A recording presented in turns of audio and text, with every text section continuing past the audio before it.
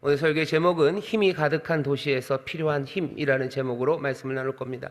힘이 가득한 도시에서 필요한 힘이라는 제목으로 말씀을 나눌 겁니다. 오늘 우리가 읽은 본문 중에서 특별히 이 19장 1절부터 7절까지에 있는 이 말씀은요, 소위 말하는 오순절 교회 사람들, 순복음 교회 사람들이 굉장히 좋아하는 말씀입니다. 왜냐하면 오순절 교파라고 불려지는 사람들, 요즘은 성령 충만 받고 방언으로 기도하는 게 그렇게 낯설지 않지만 얼마 전까지만 해도, 얼마 전이 꽤 전입니다. 3, 40년 전만 해도 이 우리나라에서 방언하고 또 방언으로 기도하는 게 그렇게 흔하지 않았었습니다. 방언으로 기도하는 사람들은 뭔가 이단이라고 가르치는 교회들도 있었고, 지금도 방언의 은사, 이런 은사를 이제는 중지된 거라고, 은사는 그쳤다고 가르치는 그런 교파들도 있습니다. 그 사람들이 이단은 아니에요. 성경을 보면서 조금씩 해석이 다른데 어쩌면 아주 중요한 부분에서 우리와는 좀 다릅니다. 그런데 여기 19장을 읽어보면 성령 충만, 그리고 성령 세례, 또 방언, 이런 거를 열심히 하고 또 사모하는 사람들에게 이 19장 말씀은 꽤나 힘이 되죠. 바울이 에베소에 있는 어떤 제자들에게 물었는데 오고 가는 대화가 이상해요. 믿을 때 성령을 받았느냐라고 바울이 묻습니다. 다짜고짜 묻는데 그냥 묻는 건 아닌 것 같고, 바울이 뭐가 조금 이상하다고 생각했기 때문에 물은 것 같아요. 우리도 그냥 여기 교회에서 갑자기 누굴 붙잡고서 당신 성령 받았어? 그렇게 다짜고짜 묻지는 않죠. 하지만 이 어떤 제자들이라는 사람들이 뭔가 바울이 보았을 땐 이상한 게 있었기 때문에 물었을 겁니다. 믿을 때 성령 받았느냐? 그랬더니 그 사람들이 뭐라고 대답해요? 우리는 성령 그런 거 들어본 적도 없답니다. 가로되 우리는 성령이 있음도 듣지도 못했다. 그러니 바울이 깜짝 놀라죠. 그럼 너희들 세례는 받았을 거 아니냐? 너는 무슨 세례 받았지? 그랬더니 요한의 세례 요한이 베풀었던 그 세례, 우리는 그거 받았대요. 그러니 바울이 가르칩니다. 아하, 그게 아니라 요한 뒤로, 요한이 말하지 않았냐? 내 뒤에 오시는 이가 불과 성령으로 세례를 주겠다고 하셨는데, 요한은 신들매를 들기도 매기도 감당치 못할 그분이 바로 예수고, 그러니 예수의 이름으로 세례를 받아야 돼요. 예수의 이름으로 세례를 받고 물과 성령으로 세례받는 그 은혜가 너에게 필요하다고 예수를 다시 한번 증거하고 예수의 이름으로 세례를 주고 안수하니 어떻게 됐어요? 성령이 그들에게 임하고 사람들은 방언하고 예언하기 시작합니다. 그러니 오순절 교회 사람들은 속이 시원해요. 봐라, 너네들 그거 자꾸 모른다 그러지 말아라. 방언하고 예언하는 거, 여기 이 일이 있지 않냐라고 생각하고 가르치면서 우리 오순절 교회, 순복음 교회 사람들이 참 좋아하는 말씀이 여기 있는 19장 말씀입니다. 이렇게 이해하는데 아무 문제는 없는 것 같아요. 제 생각에도 지금 바울이 에베소에서 하는 일은 어쩌면 성령 충만함, 그리고 성령의 은사, 그것들을 알지도 못하고, 부정하는 게 아니에요. 뭘 알아야 부정을 하죠. 알지도 못하는 사람들에게 이런 은사가 있다는 것을 분명히 보여주는 것. 그러니 오순절 교회, 우리가 갖고 있는 성령에 대한 신학을 뭔가 변증하고 사람들에게 설명할 수 있는 좋은 말씀이 됩니다. 그건 우리 얘기고 누가가 이 사도행전을 쭉 쓰면서요, 오늘 이 본문을 쓸 때는 나중에 2000년쯤 지나서 순복음 성도들 아니면 오순절 성도들이 방언이 그쳤을 때 거기에 변론하기 위해서 이 말씀을 사용해라 라고 적어 놓은 것은 아닙니다. 분명히 방언하고 예언하는 일, 그 일이 지금도 우리에게 필요하고 또 지금도 가능하다라는 말씀에 근거가 되는 말씀은 분명해요. 하지만 누가가 이 말씀을 기록할 때는 그것과는 조금 다르게 어떤 아주 확실한 의도를 가지고 오늘 말씀을 기록합니다. 특별히 사도행전을 우리가 요 본문만 오늘 딱 그냥 몇 달 만에 사도행전을 읽은 게 아니죠. 금요일마다 지금 사도행전을 쭉 읽어왔어요. 그렇기 때문에 사실은 좀 편하게 이 설교를 할 수 있습니다. 사도행전은 교회가 어떻게 서가고요, 어떻게 하나님의 사람들이 복음을 증거하며 주가 맡기신 그 사명을 감당해 나가는지 그것들을 쭉 보여줍니다. 나오는 사람들이 있고요, 일어나는 여러 가지 역사가 많아요. 그 중에 한 덩어리가 바울이라는 사람이, 바울이, 이 사도가 어떻게 증인의 삶을 살아갔는지, 어떻게 이 사람의 헌신과 순종을 통해서 교회가 서갔는지 그것들을 쭉 보여주고 있어요. 그런데 이 누가, 바울과 함께 동행하며 이 사도행전을 기록하고 나중에 기록한 이 누가가 여러 가지 이야기들을 쓰는데요, 에베소의 이야기에서는요 조금 다르게 쓰기 시작합니다. 우리가 이제껏 봐왔어요. 바울이 그냥 아테네로 쓱 가죠. 베레아에 있다가 뭐 사람들이 뭐라고 그러니까 그냥 어디로 가는 거예요? 그냥 쓱 어디로? 아테네로 갑니다. 아테네에 가서 또 뭐 복음 증거하다가 또 뭐 갈만하니까 어디로 가요? 그냥 고린도로 그냥 또 배 타고 갑니다. 고린도에 갔다가 그냥 또 떠나기 시작해요. 갱그레에서 뭐 우리가 읽은 본문 조금 앞에 보면 뭐 삭발을 하고 머리를 깎고 뭐 다시 배를 타고 그 고린도는 유럽이죠. 유럽에서 다시 소아시아 쪽으로 건너와서 뭐 여기 들렸다가 어떻게 갔다가 늘 가는 게 그냥 쓱 가는 거예요. 마게도냐로 넘어갈 때만 좀 달랐어요. 성령님이 뭐 가로막고 뭐 환상 가운데 마게도냐 사람이 와서 우리를 도와라. 그래서 뭐 갑니다. 그 정도예요. 그냥 바나바와 바울이 왜 구브로로 갔는지 뭐 설명은 별로 없어요. 성령님이 그냥 인도하셔서 구브로로. 하지만 우리는 알죠. 바나바의 고향이 구브로기 때문에 그리로 갔을 거예요. 그래서 선교하기 시작하고 그냥 그렇게 저기로 갑니다. 성령의 인도하심에 따라 가요. 꼭 자고 일어났을 때 성령님이 어디로 가라라고 글자를 써서는 아니에요. 분명히 성령님 인도하시지만 바울이 생각했을 때 가장 좋은 곳이에요. 가장 좋은 곳은 보통 옆 동네죠. 옆 동네. 뭔가 도망가야 되면 조금 작은 동네로, 또 백길이 열리면 백길로, 그냥 자기의 판단에 복음이 들려져야 되고 또 내가 갈 수 있는 그곳으로 가장 선한 판단을 하며 바울은 움직여 갔어요. 바울이 그렇게 움직여 가는 거 그냥 누가는 그대로 써갑니다. 아, 이리로 갔다. 하지만 에베소는 달라요. 에베소는 다릅니다.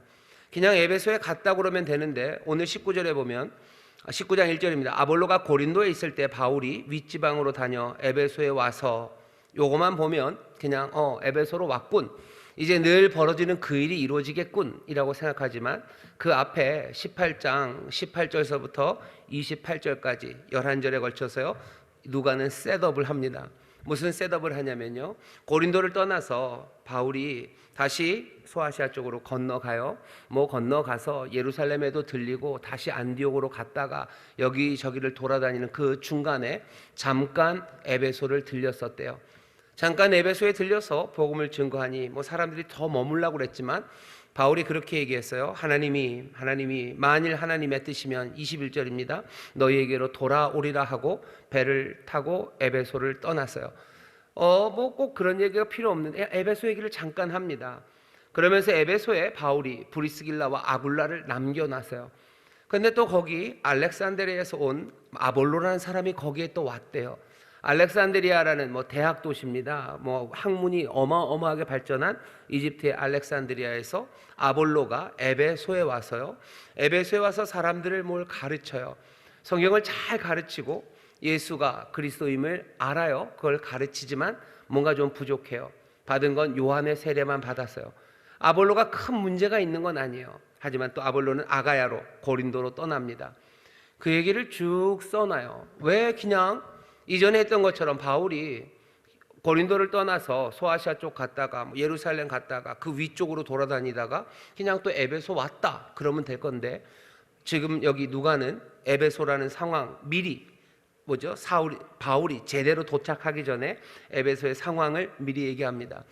고린도의 상황을 미리 얘기한 적 없어요. 아덴의 상황을 미리 얘기한 적 없어요. 데살로니가, 빌립보 거기의 상황을 미리 얘기한 적 없습니다. 그런데 여기 에베소만 누가는 바울이 오기 전 지금 이 상황을 세팅을 해놓습니다. 셋업을 하는 거예요. 셋업을 하는 건 늘 그렇습니다. 결정타를 매기기 위해서. 권투도 그렇죠. 권투도 셋업을 하는 겁니다. 잽 치면서요, 가드를 조금씩 벌리는 거죠. 그리고 한 방 빵 때리는 거예요. 에베소 이 이야기는요, 누가가 심혈을 기울여서 지금 쓰고 있어요. 왜 그러냐면 바울이 했던 모든 전도 여행의 절정이 지금 여기 에베소에서 이루어집니다. 아니, 많이 남았는데요, 그렇죠? 사도행전 28장까지 남았어요. 하지만 21장서부터 28장까지는 바울이 예루살렘에 갔다가 잡혀서 그 다음부터는 로마로 가는 길입니다. 어떻게 보면 그냥 잡혀가는 길이에요. 자기가 가고 싶어서 가는 건 아닙니다. 그냥 로마가 힘을 가지고 로마의 권력이 로마까지 바울을 끌고 가는 거죠. 그렇다고 해서 로마의 뜻대로 되지는 않아요. 하나님의 인도하심 따라 가긴 가지만 어쨌든 21장서부터 28장까지는 바울이 잡혀서 로마로 끌려가는 곳의 이야기예요.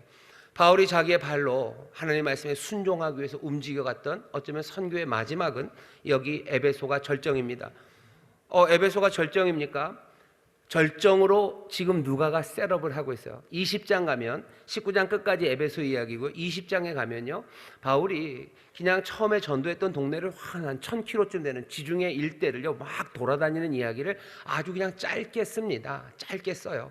그리고 나서는 또 20장 마지막은 에베소의 장로들을 만나서요 정말로 눈물겹고 감동적인 이야기를 에베소 장로들에게 남겨요. 그러니 잡혀가기 전 21장 그 전 20장까지 19장 18장 중간서부터 20장까지는 몽땅 다 에베소 이야기입니다. 다닌 건 훨씬 더 많아요. 그냥 지중해를 삥 돌았어요. 하지만 이야기하고 싶은 것은 에베소 이곳에 관한 이야기예요. 왜 그랬을까? 왜 그랬을까? 왜 이 에베소에 왜 이 모든 걸 담았을까? 잘 보시면 바울이 전도하러 갔을 때 패턴이 거의 비슷합니다. 회당에 갔다가 회당에서 쫓겨나면 이방인에게로 갔다가 그리고 핍박이나 무슨 이유가 있으면 다른 도시로 지나갔어요. 그런 같은 이야기, 똑같은 패턴이 그냥 도시마다 그냥 계속해서 반복만 됐을까? 아니요, 그렇진 않습니다. 사도행전을 잘 보시면요, 특별히 여기 에베소로 오기 전에 머물렀던 곳이 고린도입니다. 고린도에선 18개월 동안을 있었어요. 에베소에선 어쩌면 2년 아니면 2년 3개월을 에베소에서 있었습니다. 바울이 이렇게 오래 머무른 데는 없어요. 고린도 전에 있었던 아테네에선 얼마나 있었습니까? 얘기를 읽어보면 한 며칠 읽었을 거예요. 처음 갈라디아 지방에서 전도를 하러 돌아다닐 때는 어떤 교회에서는 하루 이틀, 그게 다예요. 그냥 하루 얘기하다가 그냥 터가지고 도망가야 됐고, 하루 이틀 머물러 빌립보 유럽으로 건너가서도 며칠, 데살로니가에서는 아마 몇 주쯤 있었을 겁니다. 바울이 굉장히 짧게 움직여갑니다. 길어봐야 몇 주였어요. 하지만 고린도에 갔을 땐 얘기가 달라요. 18개월 동안을 거기서 가르쳤어요. 고린도를 떠나서 여기저기 돌아다녔지만 결국 얘기하고 싶은 데는 어디예요? 에베소. 여기에서는 짧게는 2년 아니면 2년 3개월 동안 바울이 거기 머무릅니다. 사도행전은 다 나오지 않아요. 하지만 나중에 고린도 후서에 보면 바울은 에베소에서 2년 3개월 동안 있는 동안 그냥 두란노에서 아주 평화롭게 말씀을 전한 것만은 아니에요. 에베소에서 자기는 죽을 것 같았대요. 정말로 힘들고 어려운데도 바울은 2년 3개월을 거기서 머물며 가르칩니다. 어떻게 보면 노련해진 거예요. 처음에 회당에 갔을 땐 복음을 증거하면서 사람들을 그냥 막 격동을 시켰었나 봐요. 하지만 이제는 점점 노련해지죠.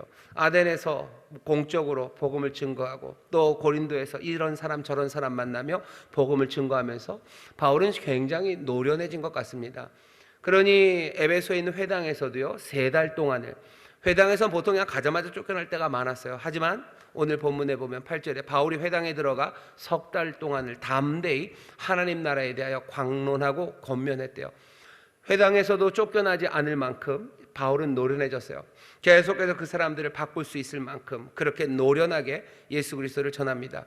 그렇다고 타협한 건 아니에요. 그 말씀에 누구는 또 예수를 믿기 시작하고 또 여전히 누구는 반대하기 시작합니다. 그럼 나가서 두란노에서 2년을, 두란노에서 가르치는 게 너무너무 편안해서는 아닙니다. 아까도 말씀드렸죠.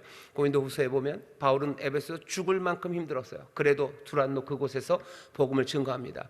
처음과 그리고 지금 에베소에서 바울은 달라져 있어요. 굉장히 완숙합니다. 원숙하고 성숙하게 지금 이 말씀을 전해요. 바울이 시간이 지나며 변했어요. 에베소라는 도시도 만만치 않습니다. 에베소는 그 당시 소위 말하는 그레코 로만이라는 그 문명, 그 문화 안에서요 에베소라는 도시는 어마어마한 도시예요. 에베소의 사람들, 나중에 한 2주 후쯤에 우리가 다시 한번 보겠지만 아뎀이라는 신전이 있습니다. 아뎀의 신전이 얼마나 크냐면요, 지난번에 갔었던 아테네에 있는 파르테논 그 신전보다 4배가 크답니다. 신전이 4배가 커요. 아덴에 있는 파르테논보다 4배가 큰 신전이에요. 그러니 지금 그리스에 가시면, 아테네에 가시면 파르테논 신전을 보실 수 있죠.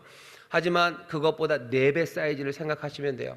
에베소에는 지금 그 신전이 있냐? 그 신전은 없습니다. 그 터만 남아있어요. 사이즈를. 그러니 상상해야 돼요.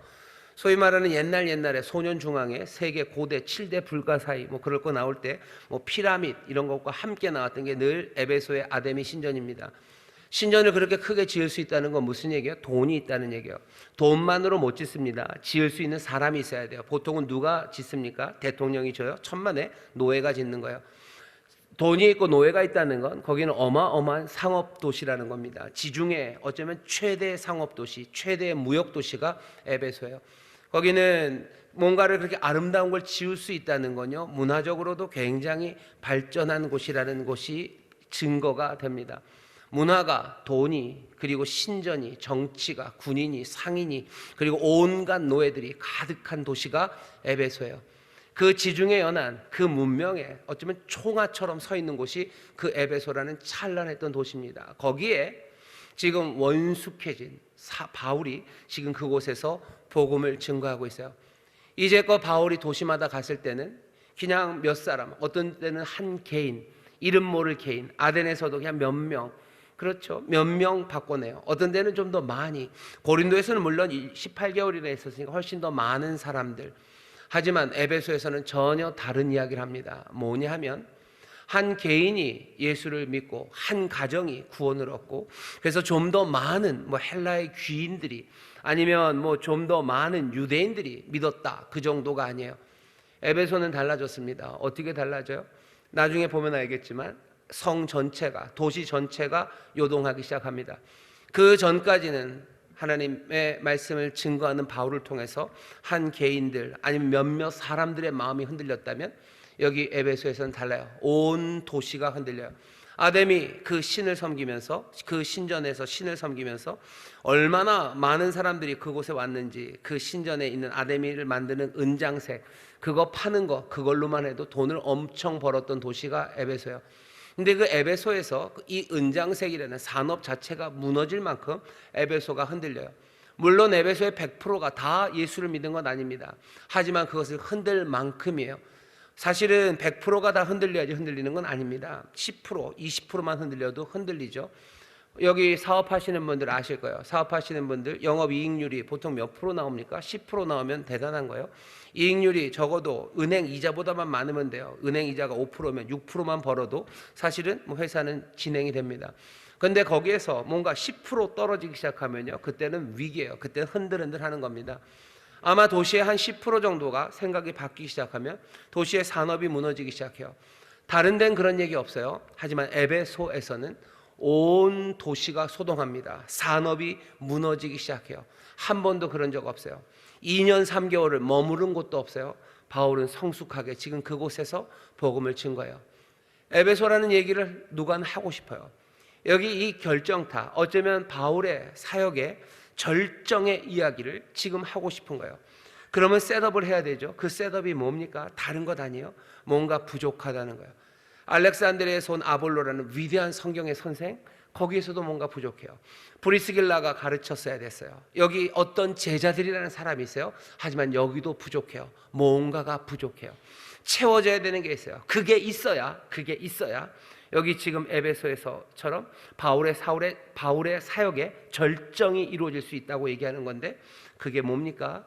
예수의 이름으로 세례를 받는 거예요. 예수의 이름으로 세례를 받고, 그리고 또 뭐죠? 성령의 능력으로 충만해지는 겁니다. 오늘 설교의 제목이요, 힘이 가득한 도시에서 지금 필요한 힘입니다. 왜? 이 도시를 흔들기 위해서요. 도시를 흔들기 위해서 지금 누가는 셋업을 하는 겁니다. 성령의 능력이 있어야 돼요. 성령의 능력 없이는 이 일이 이루어지지 않아요. 바울의 사역에 이게 왜 절정인 줄 아십니까? 여러분들 사도행전 처음 시작이 어떻게 되는지 아세요? 사도행전 1장 1절, 1장 2절. 장선녀 권사님 외우실 수 있나요? 뭘 외워드시죠? 저도 잘 못 외우겠습니다. 근데 데오빌로에게 얘기하는 거죠. 데오빌로, 내가 전엔 이런 거 얘기했으니까 내가 신실하게 얘기하겠다. 1절, 2절 얘기해 놓고서 3절, 본 내용의 처음 시작은 뭐죠? 부활하신 예수님께서 제자들에게 하나님의 나라, 하나님 나라의 일에 대하여 말하기 시작했어요. 처음 시작이면 하나님 나라의 일을 예수님 말씀하십니다. 1장 6절에서 제자들이 물어요. 이스라엘의 나라를 회복하심이, 이스라엘의 나라, 그 나라는 앞에 말했던 그 나라입니다. 이스라엘, 여기에 하나님의 나라를 회복하시는 것이 지금입니까? 라고 물어요. 예수님이 그것에 대해서, 지금 때에 대해서는 나한테 묻지 말아라. 그건 하나님 내 아버지가 알아서 하실 일이야. 너희가 해야 되는 건 뭡니까?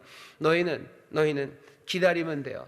너희가 너희에게 성령님이 임할 거예요. 성령이 너희에게 임하시면 너희가 권능을 얻고 예루살렘과 유다와 사마리아와 땅끝까지 이르러 내 증인이 되리라 라고 답을 하셔요. 하나님의 나라에 대해서 뭐라고 가르치셔요? 하나님의 나라 하나님께서 이루실 거예요. 그 대신 너희가 해야 될 일은 성령의 권능을 받아서 그것들 증거하는 일을 하래요. 지금 에베소에 하나님의 나라가 임합니다. 그 전까지는 한 개인의 삶에 하나님의 나라가, 한 개인에게 예수가 그리스도가 되시고 왕이 되셨다면 이제는 얘기가 달라지는 거예요.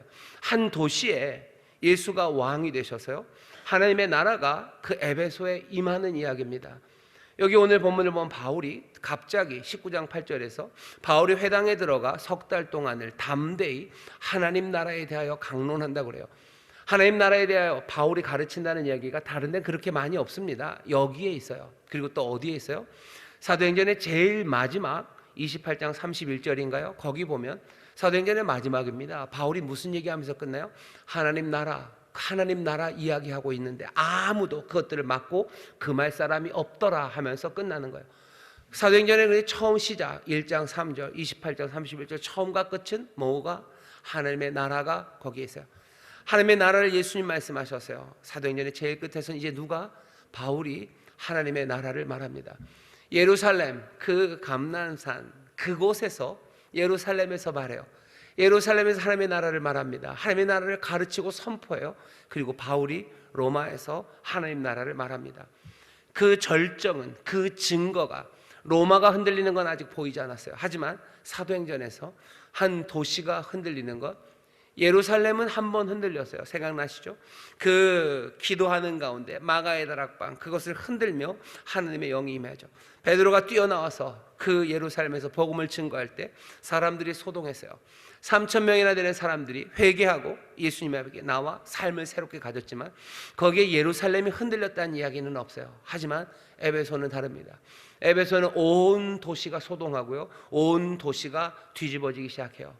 누가는 그 얘기를 하고 싶어요. 여기에 이 절정이 있어요. 이 하나님의 나라가 임하는 건 그냥 안 돼요. 그냥 안 됩니다. 이건 처음에도 그러셨어요. 너희가 성령이 너에게 임하신다. 너희가 기다린 바 성령을 기다려라. 너희가 성령이 너에게 임하시면 이 일이 된다고 말씀하시고 에베소 이 일 시작하기 전에 셋업이죠. 성령 이것이 부족하면 안 돼요. 어떤 제자들로는 안 된다는 거예요. 어떤 제자들로는 안 된다. 19장 1절이요. 아볼로가 고린도에 있을 때 바울이 윗지방으로 다녀 에베소에 와서 어떤 제자들을 만났습니다. 어떤 제자들? 이 제자들이 누구예요? 우리는 알죠. 뭔가 그리스도인이지만 그리스도인이 아닌 것 같은 사람들이에요. 요한의 세례만 안답니다. 그러면 그냥 요한의 제자라고 그러면 되는데 요한의 제자라고는 누가가 부르지 않아요. 뭔가 이 그리스도의 사람인 것처럼 보이는 것 같아요. 에베소에 있는 제자들입니다. 요한의 세례도 받았고요. 그러니 하나님의 나라에 대해서 알아요. 왜? 요한이 회개하라 하나님의 나라가 가까웠다고 하나님의 나라를 가르쳤던 사람이 요한이에요. 요한의 제자라는 얘기는요, 그러니 하나님의 나라 그것이 무엇인지를 알아요. 그 나라가 임할 것도 알아요. 임할 것도 압니다. 하지만 그것만 갖고는 되지 않아요. 그것만 가지고는 되지 않아요. 부족해요. 성령이 있다는 걸 들어본 적도 없어요. 어떻게 이럴 수 있을까? 어떻게 그럴 수 있을까? 그럴 수 있습니다. 꽤나 많은 사람들이 그때나 지금이나 하나님의 나라에 대해서, 성령에 대해서 분명히 가르치는데도 불구하고 그것들의 요점을 이해하지 못합니다. 그리고는 어떻게 해요? 자기들의 고집, 자기들의 관습, 그것들을 계속해서 그냥 유지하려고 해요. 그게 어떤 제자들의 모습입니다. 하나님의 나라, 그 나라 하나님의 능력, 성령의 능력으로 이 도시를 바꾼다고 가르치는데도요, 여기에 대해서 고집 부려요. 아니 그건 아닌 것 같다는 거죠. 그건 아닌 것 같다는 거예요. 그런 건 없어도 된다고 생각하는 거예요. 없어도 된다고. 어떤 제자들, 그런 사람들로는 하나님의 나라가 임하지 못하는 거예요. 그런 제자들로는 아직 부족합니다. 성령으로 충만해야 돼요. 방언하고 예언해야 돼요. 성령의 기름 부으심이 가득해야 돼요. 그래야 그 권능이, 그 힘이, 왜? 힘이 가득한 도시에서는 그 힘이 필요하기 때문이에요. 누가는 지금 그 얘기를 하고 싶은 거예요. 그 얘기를 하기 위해서 이 셋업을 그냥 이만큼 해놓은 겁니다. 사람들은 어떤 제자들은요 그렇게 얘기하죠. 성령님의 강력한 사역, 그것이 분명히 필요하다고 가르치는데도 그것 없이 살아갈 수 있다고 그렇게 고집하는 제자들이 있습니다. 자기만 고집할 뿐만 아니라 심지어는 그렇게 얘기해요. 그렇게 성령의 능력 그런 거 얘기하지 않는 게 성숙한 신앙인이래요. 성숙하기 때문에 성령의 능력에 대해서 더 얘기 안 하고 느슨하게 말해도 된답니다. 여러분들 잘못 생각하시는 거예요. 바울의 제일 완숙하고 성숙한 그 자리에서 지금 하는 말이에요. 성숙한 바울이, 어쩌면 노련한 바울이 그냥 믿음이 점점점 자라고 은혜로 충만하고 사역에 정말로 완숙해진 이 사람이 묻는 거예요. 성령 받았느냐? 뭐 아직 바울이 초짜라, 생생한 초짜라. 뭔가 초기에는 성령의 능력이 필요하지만 시간이 지나면 말씀으로 아니 지금 바울 그렇게 얘기 안 하는 겁니다. 누구라도 그렇게 말한다면 이건 그냥 순수한 아니면 순진한 어떤 제자들만은 아닌 거예요. 슬프고 그리고 안타까운 그런 어떤 제자들입니다. 여기서 우리가 다시 한번 확인하셔야 돼요. 확인하셔야 됩니다. 우리가 정말로 성령을 사모하며 성령의 능력 그것들을 꿈꾸기 시작하고 그것으로 충만해질 때 뭐가요? 하나님의 나라가 우리 가운데 임하고 정말로 주가 왕이 되시는, 예수가 왕이 되시는 그 세상을 우리가 만들어낼 수 있습니다. 그 꿈들을 우리가 마음에 품어야 돼요. 어떤 사람들이 여러분들에게 하는 그런 이야기에 넘어가지 마셔요. 어렸을 때나 아니면 신앙의 초기에서나 성령의 뜨거움이 필요한 거지, 신앙이 완숙해지고 노련해지면 그거 필요 없다고.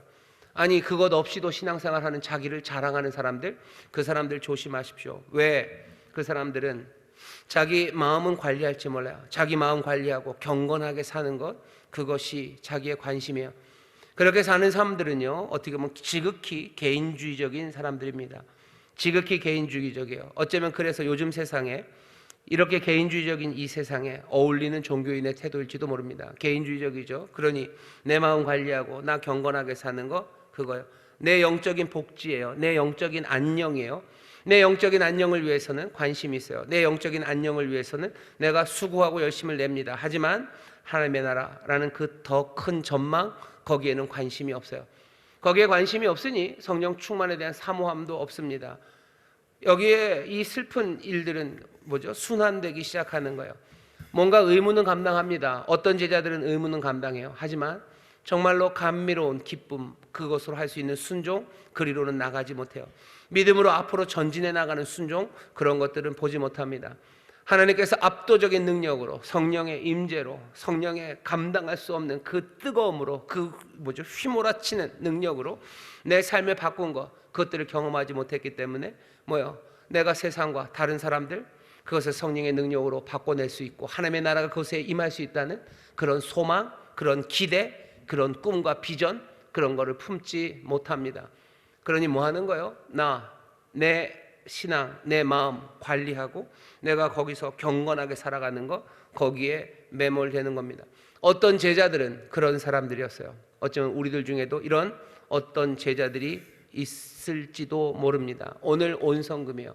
오늘 혹시라도 어떤 제자들이 여기 계시다면 다시 한번 들어주세요. 그건 성숙한 신앙은 아니고요. 어떻게 보면 굉장히 개인주의적인 신앙이고요. 그리고 그것은 예수님께서 우리를 부르신 부르심과 굉장히 먼 상황이고, 그리고 그건 슬픈 신앙이고, 그것은 하나님의 영광, 그 영광을 누리지 못하는 부족한 상황입니다. 에베소 바울이 가기 전에 뭔가 부족했어요. 필요했어요. 오늘 우리가 듣고 다시 한번 우리에게 채워져야 합니다. 성령의 능력을 사모하십시오. 힘이 난무하는, 힘이 가득한 도시에서 필요한 힘, 그 힘을 우리에게 주십니다. 그 힘으로 부딪히셔요. 주일만 아니라 나머지 그 6일 동안에도 우리는 그 신앙으로 부딪혀 나가기 시작해야 돼요. 부딪혀 나가기 시작하면 내가 포기할 것 많고 감수할 것이 많다는 걸 알게 됩니다. 포기해야 되는 것 많고 감수해야 될 것 많은데 내 힘으로 안 되죠. 그러니 괴롭고 그 간극을 어떻게 메울지를 모르게 되는 겁니다. 앞으로 가는 수밖에 없어요. 부딪히며 우리에게 주신 능력이 발산되고, 그렇게 성령의 능력으로 하나님의 나라가 우리를 깨뜨리며 임하는 것, 하늘을 여시듯 내 삶을 깨뜨리며 임하시는 것, 그것들을 보게 됩니다. 하늘이 열리고 하늘이 찢어지며 하나님의 나라가 임해요. 내 삶이 찢어지며 하나님의 나라가 임하는 겁니다. 그럼 나는 죽습니까? 그렇죠. 내가 죽어야 삽니다. 하나님의 나라는 그렇게 우리 가운데 임합니다. 우리가 살고 있는 이 인천은요, 힘이 가득한 도시임에 분명합니다. 어제 사회복지법인 성산 하모니 재단 이사회가 있었어요. 우리 성도님들이 기도하시고 또 헌신하셔서요, 우리 교회가 세운 복지법인입니다. 저쪽 우리 성산 효대학원 대학교 앞에 복지관이 있죠. 그 건물이 있어요. 근데 그 복지법인이 거기만 하는 건 아니고요. 위탁을 받아서 인천 서구입니다. 아동보호 전문기관 그리고 아이돌봄지원센터 두 기관을 운영을 하고 있습니다. 서구에서 그 일들 하고 있어요.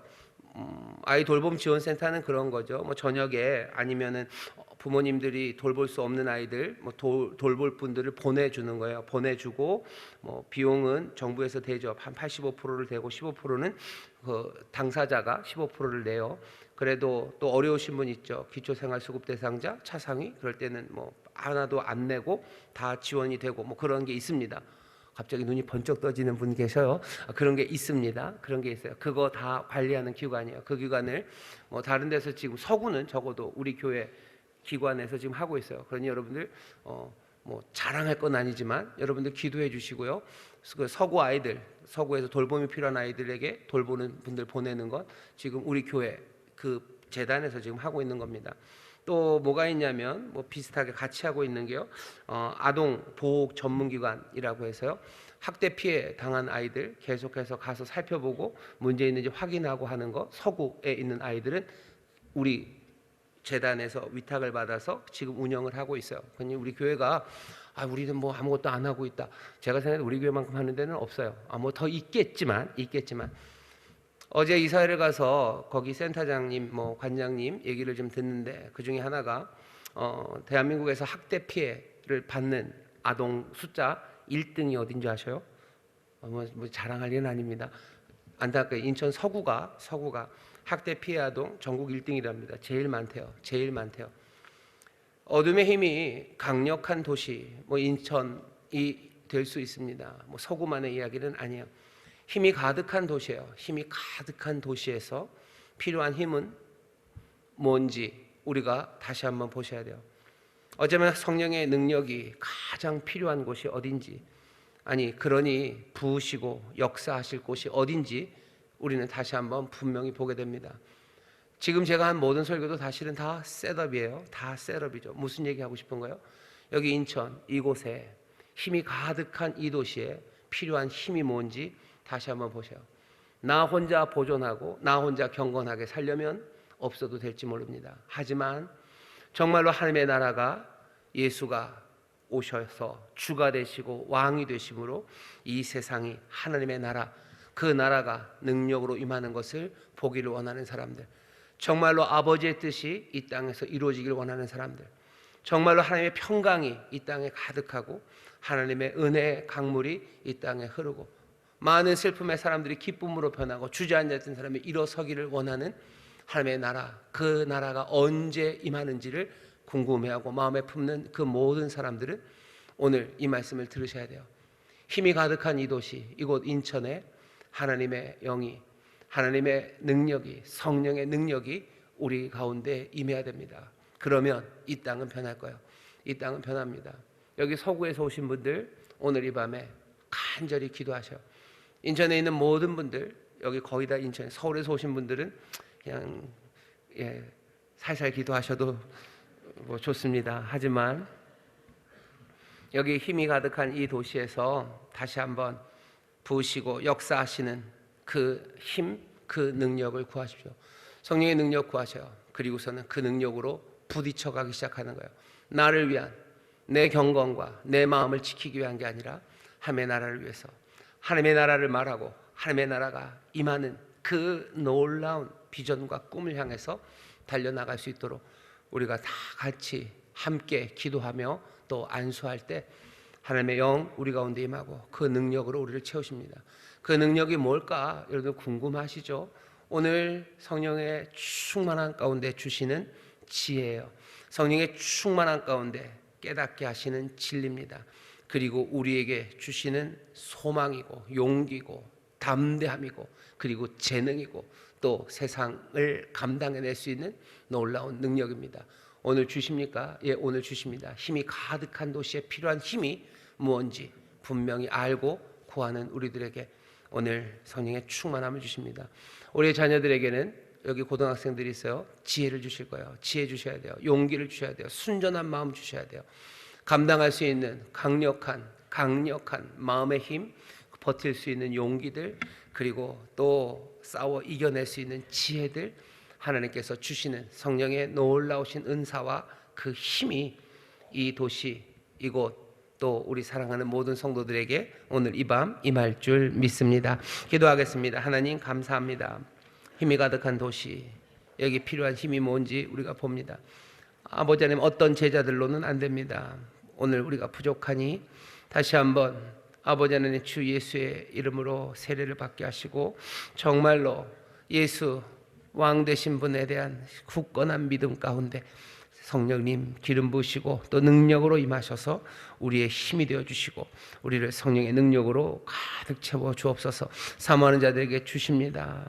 안수함에 임한 것처럼 오늘 주님이 안수하시고 주께서 우리와 함께 하시오니 한 사람도 남김없이 이 힘과 능력으로 충만해져 정말로 아버지 하나님 이 도시에서 하나님의 나라, 그 나라가 권능으로 임하는 것들을 보며 권능으로 임하는 그 일에 하나님 함께 참여하는 우리 모든 성도들 되게 하여 주옵소서. 감사드리며 예수님 이름으로 기도하옵나이다. 아멘.